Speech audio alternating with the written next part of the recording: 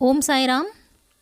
साईं की राह चैनल के माध्यम से साईं की सच्ची कहानियाँ लेकर एक बार फिर से आप सभी साईं भक्तों का अभिनंदन करती हूँ। जैसा कि आपने पिछले एपिसोड में सुना कि नागपुर के एक करोड़पति बूटी जी कैसे साईं बाबा के भक्त बन गए। अब सुनते हैं आगे की कहानी। बाबा बूटी जी को बूटिया कहकर बुलाते थे। एक बार जब बूटी जी शिरडी में थे तो उनकी बहुत ज़्यादा तबीयत ख़राब हो गई। उन्हें उल्टी और दस्त होने लगे।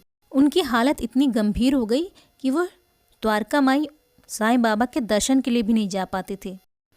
बहुत इलाज करने पे भी कोई फ़ायदा नहीं हुआ। तब बाबा को जब इसकी जानकारी हुई तो बाबा ने उन्हें द्वारका माई बुला लिया। और जब बूटी जी द्वारका माई पहुँचे तो बाबा ने उनसे कहा कि तुम्हारी तबीयत बिल्कुल ठीक हो जाएगी और जो तुम्हें उल्टी और दस्त हो रहे हैं वो भी पूरी तरह से ठीक हो जाएंगे। बाबा के कहते ही अगले ही पल बूटी जी का स्वास्थ्य बिल्कुल पूरी तरह से ठीक हो गया, मानो कि जैसे उन्हें कुछ हुआ ही नहीं था। वहाँ पर मौजूद सभी लोगों को यह देखकर बड़ा ही आश्चर्य हुआ। एक अन्य अवसर पर बूटी जी को हैजा हो गया। डॉक्टर पिल्लई ने उनका इलाज करने का भरसक प्रयास किया पर कोई फ़ायदा नहीं हुआ। आखिरकार बूटी जी को द्वारका माई जाना ही पड़ा। वहाँ पहुंचकर बूटी जी बाबा से अपने रोग निवारण की प्रार्थना करने लगे। उनकी प्रार्थना सुनकर बाबा ने उन्हें मीठे दूध में उबला हुआ बादाम, अखरोट और पिस्ता खाने के लिए कहा।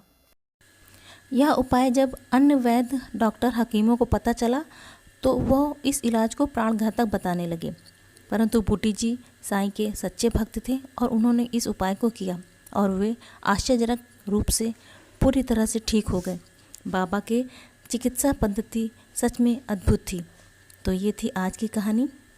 अगले एपिसोड में सुनेंगे कि कैसे साईं बाबा ने श्यामा और बूटी जी को एक ही दिन एक ही सपना दिखाने के पीछे का राज क्या था। तब तक के लिए ओम साई राम।